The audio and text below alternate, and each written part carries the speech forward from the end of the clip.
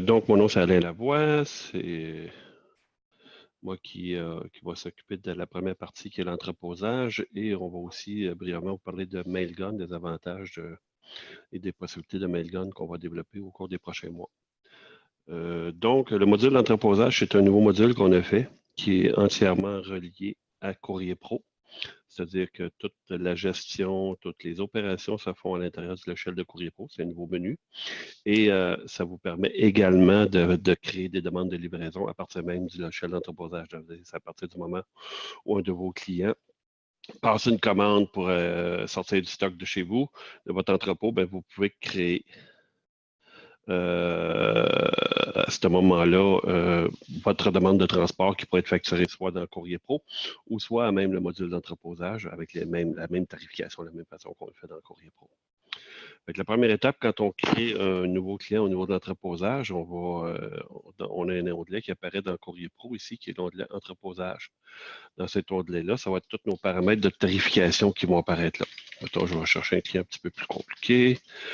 Bon, ce client-là, ici, dans l'entreposage, j'ai ici ma tarification de base, qui est ma tarification pour les réceptions, les frais de traitement, des frais minimums, on peut mettre des minimums, des choses comme ça. On a aussi tout ce qu'on appelle les frais accessoires, des autres charges, de l'emballage, de la manutention, de l'inventaire physique, qu'on peut charger à notre client sur une base ponctuelle ou à la fin du mois. On a après ça notre facturation mensuelle où on a différents types d'unités, c'est-à-dire que sur notre plancher, on peut avoir des palettes, on peut avoir des boîtes, des rouleaux, des bundles, du pied carré, du poids, et on peut facturer notre client selon chacun de ces modes-là à la fin du mois. Donc, on peut facturer du poids, on peut facturer du pied carré, on peut facturer du volume, on peut facturer des rouleaux, des palettes vides. On a jusqu'à 20 possibilités de type de facturation. Et on a ce qu'on appelle un loyer minimum. Ça veut dire qu'on peut dire à notre client, si tu n'as pas atteint 750$ pour ton mois, par exemple, ici, on va te charger 750$.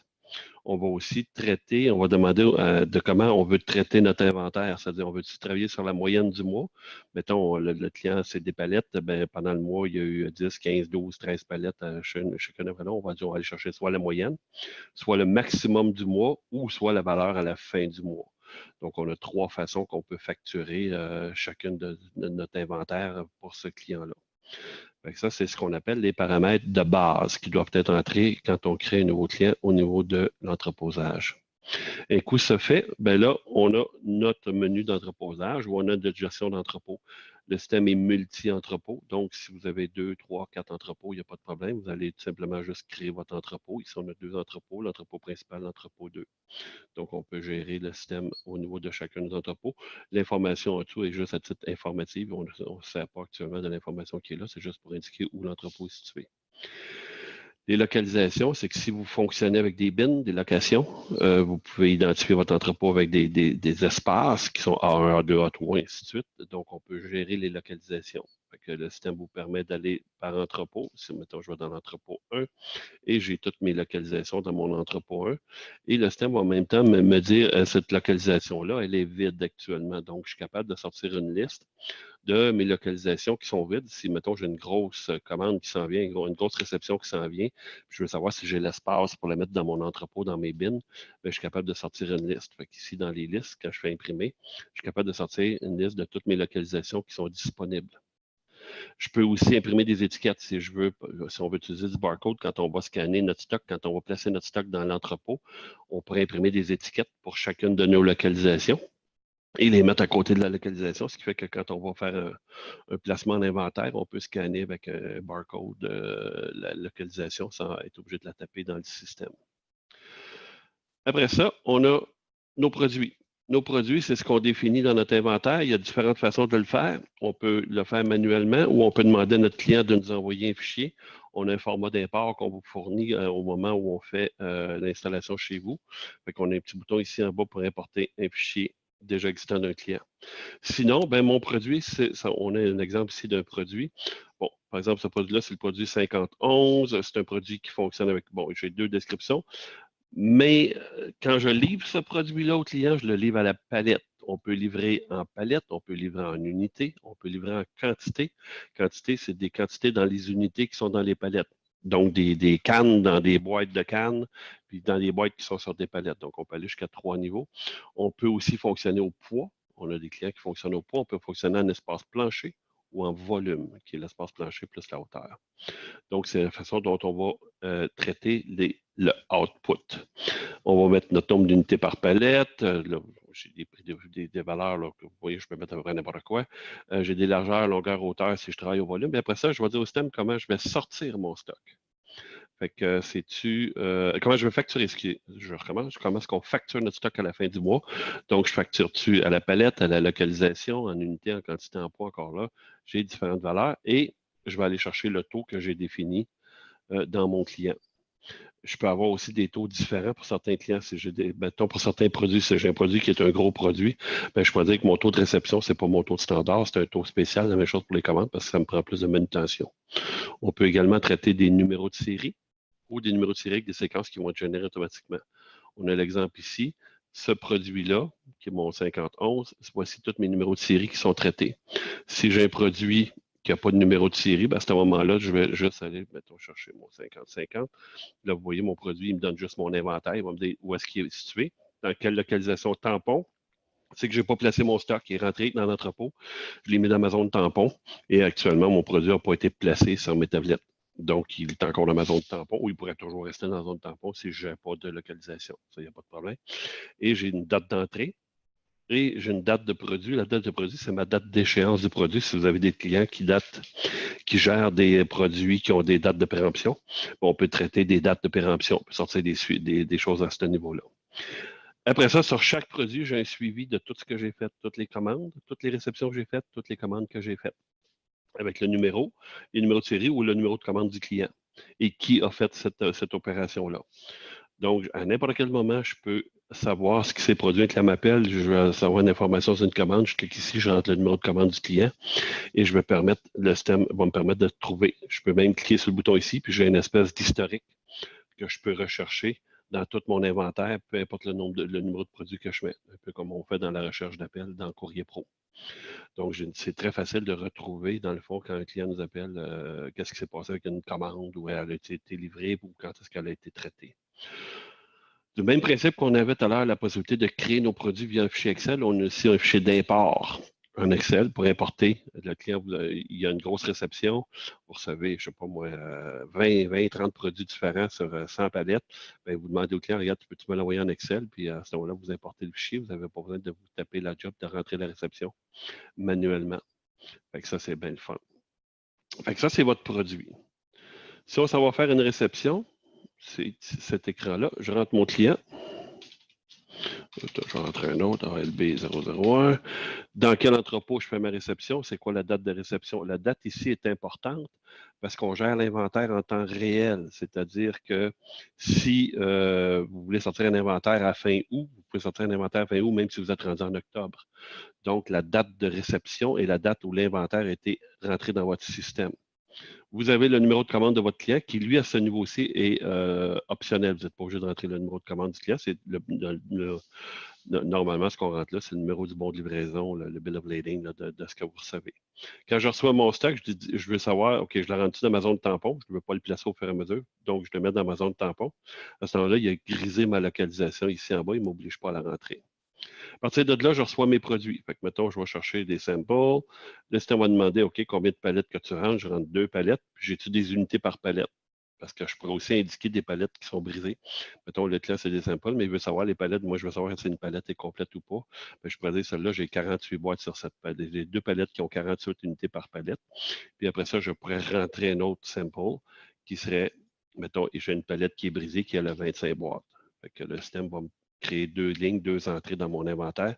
Une qui a 48 unités, 2 fois 48 unités, puis une qui a 1 fois 25 unités. Je pourrais imprimer des étiquettes pour mettre sur mes palettes. C'est encore là, si je veux gérer avec des lecteurs de code barre, ben, je pourrais imprimer des étiquettes pour mettre sur mes palettes s'ils ne sont pas étiquetés. À partir de là, je fais ma mise à jour. La mise à jour va me produire un rapport de mise à jour qui va me dire voici ce que ça va coûter pour la réception, c'est 25 et 50, qui sont mes frais de traitement. Et ça sera facturé quand je veux. Ce n'est pas facturé immédiatement, c'est facturé selon une demande qu'on va faire. On parlait d'importer un fichier, c'est là. Les commandes, même principe. On a une commande client. Là, à ce niveau-ci, une petite différence, une petite particularité, c'est que je peux traiter des commandes existantes. Ça veut dire que je peux préparer plusieurs commandes, donner ça à mes gars de plancher. C'est aller me remplir ça, j'imprime mes documents, aller me remplir ça, puis après ça, je vais compléter mes commandes parce que je ne veux pas faire ça une à la fois. Des fois, vous avez plusieurs commandes qui sont demandées. Fait que je peux récupérer une commande qui est déjà existante. Fait que ça, c'est des commandes que j'ai déjà faites, que j'ai déjà entrées dans le système, que là, j'ai juste à récupérer pour dire, OK, es-tu complète ma commande? Es-tu faite? Oui. Donc, je peux récupérer ma commande. Donc, ça, c'est la façon de le faire de façon au partir de commandes qui sont déjà créées. Sinon, si c'est une commande que je rentre et que je veux traiter immédiatement, je rentre ma commande, le même principe. Je peux rentrer des notes, soit des numéros d'information, parce que là, c'est une commande que j'envoie au client. Fait que ça pourrait dire envoyé par Morneau ou envoyé par Pierre-Jean-Jacques. Le numéro de commande ici est obligatoire parce que c'est un numéro de commande que je vais pouvoir récupérer un petit peu plus tard.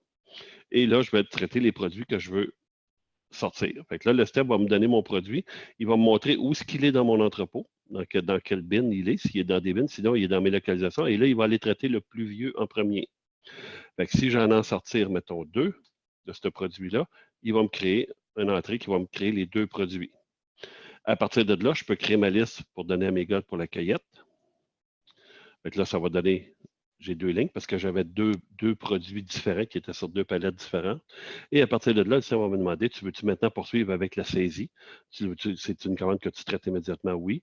Et là, je peux dire, ma commande est complète, je crée ma confirmation et là, j'ai mes frais pour ma commande. Donc, j'ai fait mes 4 étapes. J'ai saisi ma commande, j'ai sorti une liste de cueillette pour mes gens de plancher, j'ai scanné ma commande et maintenant, je la confirme. Au moment où je la confirme, c'est là que je peux créer un appel de livraison dans Courrier Pro. Donc, je pourrais appliquer les frais dans le Courrier Pro, je pourrais appliquer les frais dans le module d'entreposage. Ça veut dire que c'est les mêmes frais que dans le Courrier Pro, sauf que ça ne se facture pas avec Courrier Pro, ça se facture avec ma facturation d'entreposage. Ou ça pourrait être sans frais. Vous avez un entente avec votre client que pour les commandes, bien, vous lui donnez le transport. À ce moment-là, il n'y a aucun frais à ce moment-là. Donc, c'est la possibilité que vous avez au moment où vous faites la mise à jour de votre commande. Ça va vous produire un rapport de mise à jour qui va dire voici, c'est mon manifeste de livraison dans le fond de ce que j'ai livré à mon client et ma commande est traitée et elle est prête à être facturée. À partir de là, ben là, on peut modifier, on peut transférer du stock de localisation. Si vous gérez les localisations, ben, je peux dire va me chercher ce qui est dans mon entrepôt 1, dans ma zone tampon. Puis là, voici tout ce que j'ai dans ma zone tampon. Puis là, je pourrais dire prends ce produit-là, puis lui transfère-moi dans la bin, mettons, qui va s'appeler Alain. Si la bin n'existe pas, le système va me dire la localisation n'existe pas, fais-le, tu peux-tu la créer, puis le système va la créer automatiquement. Vous n'avez pas besoin de passer par la création des localisations pour le faire. Après ça, on peut corriger les entrées qui ont été faites, mais ça, c'est quand on fait la formation, on vous montre ça. À partir de ce moment-là, là maintenant, je suis prêt à faire ma facturation. Fait que là, j'ai traité des commandes, j'ai traité des réceptions.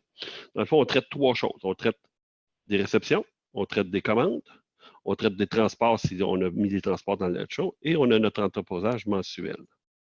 Donc, c'est les 3 choses à traiter. Au moment où je fais mon traitement, ben, je pourrais facturer mon client toutes les semaines, si vous voulez, pour les réceptions, les commandes. C'est vous qui décidez ce que vous faites. Sinon, ben là, je dis, OK, je suis à ma fin de mois, je sélectionne toutes mes commandes, toutes mes réceptions, je sélectionne toutes mes commandes à facturer. Vous voyez aussi, les montants s'additionnent ici en bas. Les transports, j'en ai pas. Et j'ai mon entreposage mensuel. Dans mon entreposage mensuel, ici, j'ai le sommaire, mais je peux avoir le détail de ce que je facture. Donc, je suis capable de savoir tout ce que j'ai. Et cette information-là, vous allez voir tantôt, elle est disponible pour le client aussi sur l'Internet.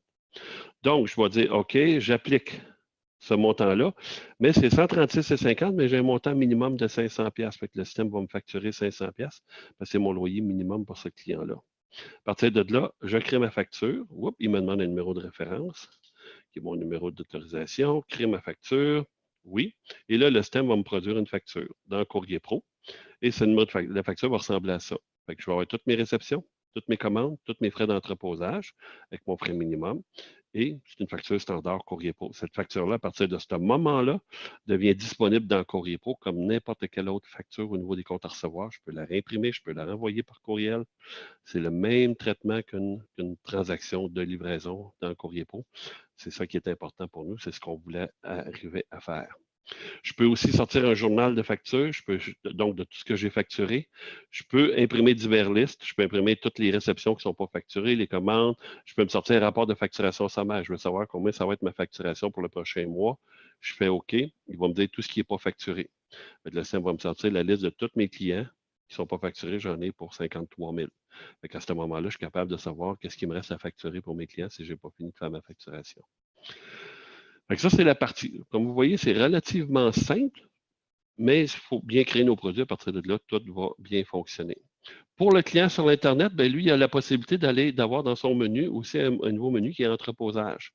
Le client, il peut se sortir une liste de produits, il peut se sortir une liste d'inventaire, il peut se sortir un historique, il peut ressortir l'historique de tous les produits. Si, par exemple, je vous donne un exemple d'historique des produits, ça va lui donner un petit peu la même information que vous aviez. Ça va lui donner tous ces produits avec toutes les commandes, les réceptions qui ont été faites. Donc, avant de vous appeler, il pourrait commencer par chercher dans son système par l'Internet. Il peut aller voir tout l'historique de ses commandes. Et il peut même, dans certains cas, faire des exportations en Excel. Dans certains, mettons sa liste d'inventaire, il pourrait l'exporter en Excel. Il peut l'extraire, puis le système va lui permettre de télécharger son inventaire, puis il va l'avoir en Excel. Donc, à ce moment-là, il peut travailler de la façon dont il veut. Il peut aussi se sortir son rapport de facturation mensuel. Il peut dire, moi, donne-moi ma facturation en date d'aujourd'hui, et ça va lui donner un rapport en disant, voici ce qu'on va te facturer là, si on prête ta facturation aujourd'hui. Donc, le client est capable d'avoir de l'information suffisamment sur l'Internet avant d'être obligé de vous appeler. Donc, c'est ce que je voulais vous montrer au niveau du module entreposage. C'est une brève présentation, ce n'est pas une formation, mais ce que vous voyez, c'est que ça fait en principe, ou même en réalité, toutes les opérations qu'on a besoin au niveau de l'entreposage. On pourra répondre aux questions après si vous voulez. Moi, je vais départager mon écran pour l'instant. Et voilà. Bon. Je ne sais pas, Cédric, comment tu veux fonctionner? Est-ce que tu veux qu'on demande s'il y a des questions ou on passe à l'autre étape? S'il y a des questions, en fait, à tout moment, vous pouvez l'inscrire dans le chat en bas à droite. Donc, on pourra les prendre au fur et à mesure que les questions arrivent.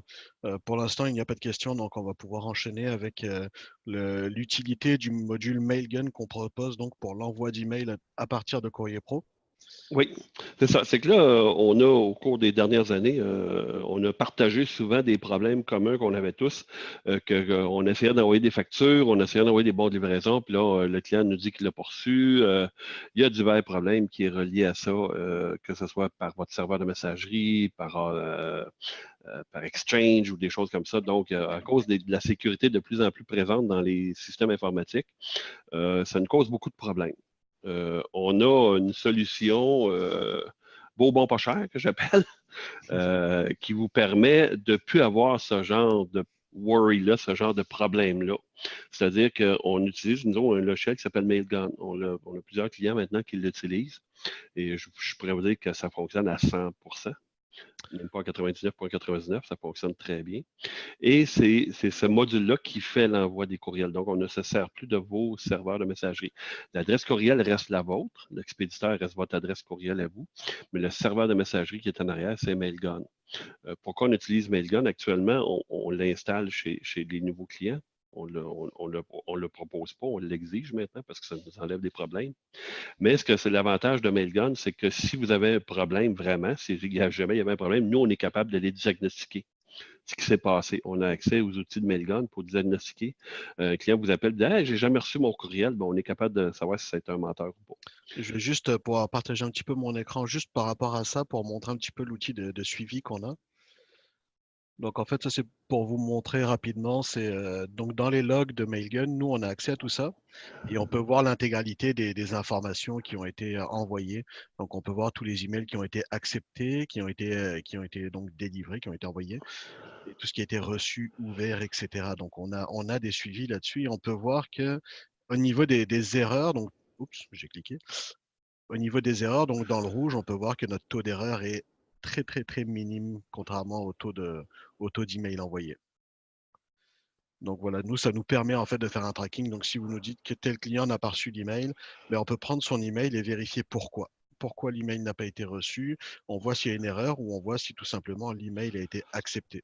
Et si l'email a été accepté, ça veut dire que le problème est donc du côté du serveur de courriel du client. Soit c'est tout simplement tombé dans sa boîte d'indésirables, que peut-être le client n'a pas pensé à les vérifier, soit directement c'est son serveur qu'il a détecté en tant que spam et il a bloqué donc à la réception directement et ne l'a pas délivré dans le fond à la boîte de la personne. Donc ça, un petit suivi avec son technicien informatique peut le faire débloquer très rapidement et donc l'autoriser pour les prochains envois. Donc nous, ça nous permet de faire un tracking et de vous donner les raisons de pourquoi. C'est ça, c'est qu'actuellement, on le fait via notre service de support et on prévoit en 2019, quelque part, là, parce qu'on a plusieurs développements actuellement en cours, mais on prévoit au cours de 2019 de vous permettre vous-même d'avoir certains logs, de faire certaines vérifications, là, vous-même sans avoir à nous appeler au support. On va vous rendre un petit peu plus autonome. À ce Exactement. niveau-là, c'est dans nos projets là, pour le début de 2019. Juste pour répondre à Nathalie qui avait posé une Oui. question tantôt, comment on fait pour copier les produits si c'est le même produit pour ce client? On n'a pas d'outil qui fait ça actuellement parce que ce n'est pas une demande qui nous a été faite. J'imagine que c'est parce que tu as un produit qui s'appelle Sample pour 12 clients différents. Non, malheureusement, tu vas être obligé de le créer ou de créer un fichier. Si tu as le même fichier Excel, tu peux produire un fichier Excel une fois pour importer pour un client, puis après ça, tu importes ce même fichier-là pour les autres clients. Je pense qu'à ce moment-là, ça réglerait probablement le problème d'avoir le même produit pour plusieurs clients, c'est dans l'import, faire un import pour plusieurs clients. Parce que l'import, il est par client, il n'y a pas de notion de client dans le fichier d'import. Il vous demande pour quel client vous faites l'import. J'espère que ça répond à ta question, Nathalie. Donc, le module Mailgun, c'est ça. Fait que je pense que ça couvre. Là. Il y a un frais mensuel pour le module de Mailgun qui est très, très, très bas, très léger. C'est en bas d'1 million. Fait que je ne sais pas si tu veux le dire, Cédric, le coût. Là. De mémoire, c'est 25 $ par mois pour l'utilisation de notre service Mailgun. Donc, comme vous voyez, c'est 25$ par mois pour ne plus avoir de problème d'envoi de courriel. Effectivement. Puis au niveau de rapidité, etc., on a fait des tests avec plusieurs clients, puis tout est vraiment là. La rapidité d'envoi d'email à partir de Courrier Pro, on gagne déjà des fois quelques 3, 4, 5 secondes par appel, en fait, par envoi de bons par email. Ce qui est assez intéressant quand on envoie vraiment énormément d'emails par jour. Mhm. Puis on a quand même encore pas mal d'appels de support pour des problèmes de courriel. Fait qu'on on veut pousser ce produit-là pour la prochaine année. Ça, c'est sûr. On va fortement insister auprès des clients avec lesquels on a des problèmes de dégâts.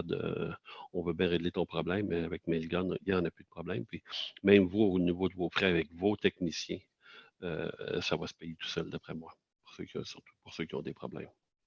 Effectivement. Fait que là, on va vous présenter, je vais faire la présentation pour Cédric. On va vous présenter notre nouveau bébé, qui est notre nouveau module, qui est notre module d'Optime. On vous avoue, il est tout beau, tout neuf, tout frais, frais pondu. L'objectif de ce module-là, c'est de pouvoir faire dans la répartition du séquençage ou de l'optimisation. Séquençage, c'est-à-dire qu'on peut soit placer les appels dans l'ordre qu'on veut les livrer ou carrément de prendre une série d'appels et vous permettre de dire à quel livreur je devrais les donner pour que ça donne les meilleurs délais de livraison. Le module d'Optime a été fait principalement pour les gens qui font du courrier, pas pour les gens qui font de la messagerie, parce qu'en messagerie, il y a trop de facteurs qui ne nous permettent pas d'évaluer toutes les possibilités, surtout pour les clients qui sont à Montréal, qui font de la livraison centre-ville dans le Roche. Là, je ne vois pas le module d'Optime gérer le Roche. Le module d'Optime n'a pas de notion actuellement des services 1 heure, 2 heures, 3 heures. C'est qu'on prend une série d'appels, on les met dans le module d'Optime et le système va me trouver le meilleur trajet dans le meilleur temps avec les meilleurs livreurs. Donc, c'est fait surtout pour la distribution, le transport. Et non pas pour la messagerie, comme je vous ai dit. Ça, c'est bien important de comprendre ça. On n'a pas encore pensé à faire un module pour la messagerie parce que vos répartiteurs sont tellement bons qu'on va avoir de la misère à les remplacer. Donc, c'est important de penser que ça, c'est pour le service lendemain souvent ou le service en MPM. On a fait une première présentation cette semaine à un de nos clients et la réponse a été très positive. Fait qu'on espère que ce qu'on va vous montrer là, dans quelques minutes va vous intéresser. Puis après ça, ben, on pourra répondre à vos questions. Fait que Cédric, je te laisse le Oui. board pour que tu nous présentes ça. Parfait. Donc, je rentre directement dans la répartition pour vous montrer. Donc ici, on a un bouton optimisation. On va le voir juste après. Moi, en fait, dans ma liste de sous-traitants, j'ai créé des nouveaux sous-traitants qui s'appellent routes. Donc route 1, route 2, route 3, route 4. C'est juste un test pour vous montrer. Et on voit que ces routes-là ont une icône différente. En fait, c'est lors de la création des sous-traitants, ici, nous avons ajouté donc le type route. Donc, ce qui permet de pouvoir les distinguer en tant que route et envoyer ça dans progression avec l'optimisation que je vais vous montrer dans quelques instants. Donc, je vais juste fermer cette partie-là. Voilà. Donc, l'important, en fait, c'est ici, nous avons l'optimisation, en fait, va traiter uniquement donc les livraisons, donc tout appel qui a déjà été cueilli. Donc, il suffit juste, en fait, de prendre les livraisons désirées. Donc, je vais en prendre plusieurs que je vais répartir. Par exemple, je vais l'assigner à ma route numéro 1. Je vais en prendre 3 autres que je vais donner à ma route numéro 2. Et le reste, par exemple, à ma route numéro 3. Donc voilà, on voit bien que les routes sont bien dispatchées dans les différentes routes. Il ne me reste plus qu'à appuyer sur le bouton d'optimisation. Donc là, ça me donne mon nom de compagnie. J'appuie sur le bouton extraction des routes. Donc il reconnaît que dans ces routes-là, en ce moment, il y a de l'activité. Donc il y a des tâches qui sont planifiées. Et suite à ça, donc, il me faut juste appuyer sur le bouton d'exportation séquençage pour envoyer les informations dans Progression Live. Donc, voulez-vous transférer les appels? Oui. Donc là, il m'a fait la liste des appels qui sont à séquencer. Les appels sont envoyés à Progression Live. Donc là, il ne me reste plus qu'à me connecter à Progression Live. Donc, je vais juste changer d'écran. Hop. Donc ça, on se connecte dans Progression Live. Je pense que la plupart connaissent déjà l'écran de Progression Live très brièvement. Donc en fait, ici, je suis directement dans le mode d'optimisation. Il faut juste que je sélectionne ma date de livraison, donc le 20. Je fais rechercher et on voit que tous les appels que je viens d'envoyer en fait viennent d'apparaître ici dans cet écran-là. Ensuite, je vais dans ressources humaines, je sélectionne mes ressources humaines et je n'ai plus qu'à appuyer sur le bouton de séquençage. Dans l'option de séquençage, en fait, on vous demande le début de journée et votre fin de journée. Donc, vous pouvez dire que moi, mes gars vont commencer à 8 heures et vont finir à 5 heures de l'après-midi. Et donc, il va s'arranger pour vous séquencer, vous mettre la bonne séquence de route pour les appels que vous avez donnés dans dans les heures d'ouverture que vous lui donnez. Je vais laisser 5h, 19h pour le test. J'appuie sur le bouton, puis là, il m'informe que toutes les tâches ne sont pas géocodées. Voulez-vous continuer quand même? On va faire non. Et là, il va me proposer en fait de reformater automatiquement les adresses qu'il a trouvées en erreur. Donc, je vais lui faire oui. Il va les vérifier. Et là, il me dit qu'il y en a toujours une qui est en erreur et il me fait une proposition. Donc en fait, ce module-là fonctionne avec MapQuest. Donc MapQuest va automatiquement regarder l'adresse que vous avez rentrée dans Courrier Pro. Il va dire oui, cette adresse, je sais où elle est placée, je sais où elle est, etc. Donc il va vous la géocoder.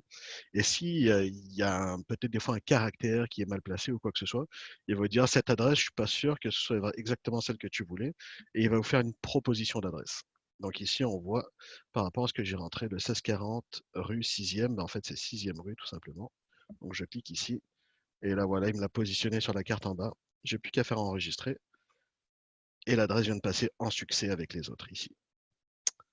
Donc, j'ai plus qu'à refermer cet écran-là et à repartir mon séquençage. Et puis là, voilà, il fait le calcul de coûts, etc. pour les jobs. Et là, il me fait la proposition. Donc, dans ma proposition, j'ai fait exprès de rentrer en fait quelque chose qui n'est pas réalisable dans ma demande. C'est une route qui se trouve assez loin, à Fermont, et que mon livreur ne pourra pas effectuer en fait entre 5h et 19h. Donc en fait, il me la rentre en tant que route en erreur. Donc il me dit, ben, malheureusement, avec les informations que tu m'as données, je ne peux pas faire cette route-là. Donc qu'est-ce que vous voulez faire avec? Donc tout ça, c'est de la proposition. Si vous voulez modifier une route, si vous voulez changer une route, si vous dites finalement cette route-là, je ne veux pas que ce soit lui qui la fasse, mais ce soit lui, vous avez juste à glisser, déposer, puis il va refaire le calcul, il va reprocesser l'information. Voilà, ça donne une autre erreur parce que ça redonne encore un délai qui est beaucoup trop long. Donc je pourrais le donner à une autre personne et le tout va être correct. Voilà. Donc automatiquement, les routes qui sont non planifiées, si je les laisse telles quelles, il va me les rentrer du côté de Courrier Pro dans la section, en fait, on a le route NR, c'est les non résolus. C'est-à-dire qu'on n'a pas trouvé de solution pour cette route-là. Donc, soit je la donne manuellement à quelqu'un, puis ça va fonctionner, soit je la laisse comme ça, puis je replanifie après mon ensemble de routes non résolues, puis je fais moi-même ma solution. Donc, une fois que mon mouvement de route, etc., mon optimisation est correcte, que je suis d'accord avec l'information qu'on m'a donnée, puis les ordres de route. Donc, sur la map, on peut bien sûr zoomer puis vérifier un petit peu l'information qu'il nous donne. Donc, ça, c'est sa proposition. Et une fois que le tout vous convient, en fait, il n'y a plus qu'à appuyer sur le bouton ici, exporter vers Courrier Pro.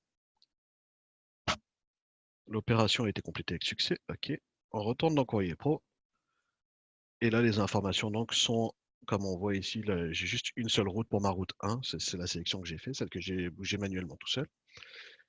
Et ainsi de suite, on va voir toutes les informations dans les autres routes, toutes les jobs qui sont là. Donc, on vient de voir que ça vient de changer. Et ce qui est important, c'est vraiment maintenant dans l'ordre qui doit être fait par le chauffeur. C'est le but principal de ça.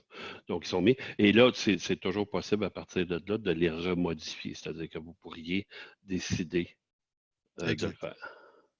Exact. Et on peut aussi donc le reprocesser si on a d'autres jobs qui sont rentrés, etc., et qu'on remet dans la route, on peut le reprocesser. Et une fois dans le fond qu'on a terminé, qu'on est d'accord avec l'ensemble des informations, ben, on peut sélectionner et dire je veux transférer vers le sous-traitant. Et puis là, je pourrais donner par exemple à mon livreur 3. Et là, ça part dans son téléphone immédiatement. En passant, c'est pour répondre à Stéphane, non, on ne traite pas les cueillettes actuellement. Le modèle, notre première version est faite pour traiter seulement des livraisons. Effectivement, comme je disais tantôt, c'est juste les livraisons dont les cueillettes sont déjà complétées pour l'instant. Les cueillettes pourraient être à rajouter manuellement après ça dans ton chauffeur, dans ta route, mais on ne traite pas les cueillettes parce que c'est un traitement complètement différent à ce niveau-là. Là. Fait qu'on ne le fait pas actuellement. Donc c'est pas mal ça pour la démo de l'Optim. C'était juste pour vous montrer un petit peu les options possibles avec ce module-là. C'est pas mal ça pour moi. Alain, as-tu quelque chose à rajouter par rapport à ça? Non, non. Pour répondre aussi à Marc-André qui demandait, là, quand il est dans une réception de produit où j'avais pour acheter un numéro de palette avec un numéro de série, c'est juste le dire, je ne vais pas venir de le montrer, je vais juste te l'expliquer, c'est que si tu as créé ton produit en disant que le produit gère gère des numéros de série, il va te l'obliger à ce moment-là. C'est aussi simple que ça. Fait que comme vous voyez, c'était une présentation qui était relativement simple, mais je pense que c'est de l'information qui est intéressante pour vous, surtout au niveau de l'Optim, Mailgun, l'entreposage, je pense qu'il y a plusieurs qui ont des besoins à ce niveau-là entre vous. Si vous avez besoin d'avoir une soumission officielle pour l'entreposage ou l'outil d'Optim, naturellement, c'est Cédric qui va se faire un plaisir de vous parler, de vous proposer là, des solutions, des coûts les coûts de ça. Oui, tout à fait. C'est vraiment lui qui est le maître de tout ça. Donc c'est pas mal ça pour nous. S'il y a d'autres questions, vous pouvez nous envoyer des emails, enfin m'envoyer un email directement. Puis si vous voulez qu'on repasse sur un des modules ou quoi que ce soit, n'hésitez pas. Je suis bien ouvert et je suis à votre disposition pour ça.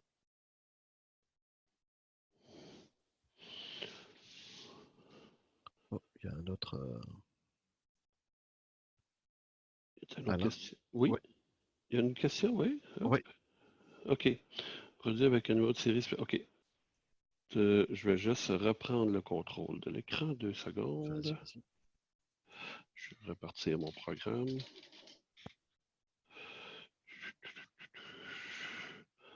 Je reviens. Bon, je repartage mon écran juste pour être sûr. Et voilà, j'ai repartagé mon écran. Ce que j'expliquais tantôt, c'est que si tu as un produit avec un numéro de série, quand tu as créé ton produit, ici, tu as dit qu'on traite des numéros de série. Okay, cette option-là doit être activée. Ce qui fait que quand tu vas faire ta réception de ton produit, si je m'en vais dans l'entreposage, réception de produit, je tape mon client, je tape mon produit. Oups, entrepôt, c'est l'entrepôt, excusez-moi. Tom, zone tampon, 5011. Automatiquement, il me demande un numéro de série ici. Fait que là, je dois rentrer le numéro de série de ma palette. Puis encore là, ici, mon numéro de série, j'ai une séquence. Ce que le système va faire, c'est que, mettons, j'ai 3 palettes. Le système, quand il va valider, il va me créer 3 numéros de série. Mon numéro de série que j'ai rentré plus une séquence au bout. Donc, automatiquement, il va me générer 3 entrées dans mon système. Si je n'aurais pas dit de générer avec des numéros de séquence, ben là, à ce moment-là, il aurait créé 3 palettes avec le même numéro de série. Donc, c'est comme ça que ça fonctionne. C'est là qu'on sait vraiment, mais cette définition-là est partie au départ de la gestion des produits.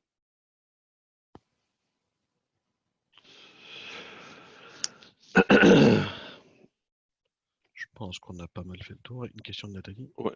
Quand vous ferez le module pour les cueillettes, ça nous aiderait chez V à voir les cueillettes qui se doublent.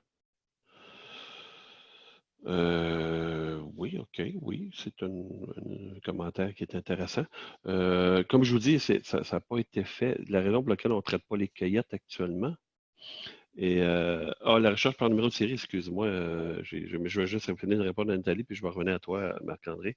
Nathalie, comme on vous disait, ça a été fait au départ pour la livraison, qui gérait nos livraisons du lendemain, principalement. Quand on commence à parler de cueillette, ben là, on commence à parler de courrier qui est plus régulier ou messagerie. C'est pour ça qu'on ne l'a pas fait.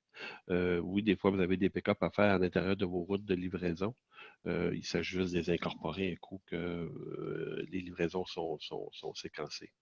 Mais c'est dans nos projets là, de rajouter ça dans un futur très rapproché. Ne vous inquiétez pas. Pour revenir à Marc-André, je vais repartager mon écran. Dans toutes nos recherches, si je retourne dans mon produit, naturellement,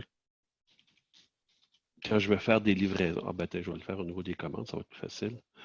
Dans l'entreposage, entrée des commandes clients. Mettons, si tu veux livrer un numéro de produit spécifique, numéro de série spécifique, ici, j'ai tous mes numéros de série sont là. Et je peux taper mon numéro de série ici. Donc, à ce moment-là, il va retrouver le numéro de série que je veux livrer à mon client. Fait que si je rentre 180, il va me donner tous ceux qui commencent par 180 et ainsi de suite. Fait que je suis capable de trouver, ou sinon je peux chercher là comme ça. Ça, c'est la façon dont je rentre mes commandes au niveau du client. Et le même principe, quand je suis dans ma gestion des produits, je suis capable de faire une recherche. Acheter 00.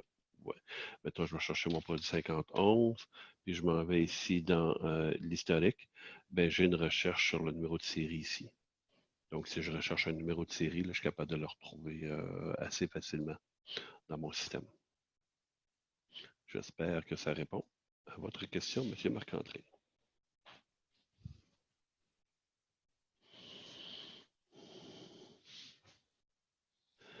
Bon, je pense que c'est correct pour la démo. Donc on va conclure. On va conclure là-dessus. En vous remerciant tous. Et la recherche pour nous, 10-4. OK, 10-4. Merci, Marc-André.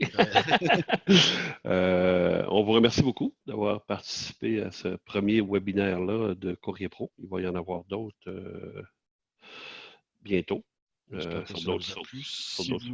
Si vous avez des commentaires, des améliorations, des choses que vous voudriez qu'on approfondisse ou des sujets de prochains webinaires qui vous intéresseraient, n'hésitez pas à m'envoyer un email, puis on va pouvoir regarder tout ça pour planifier.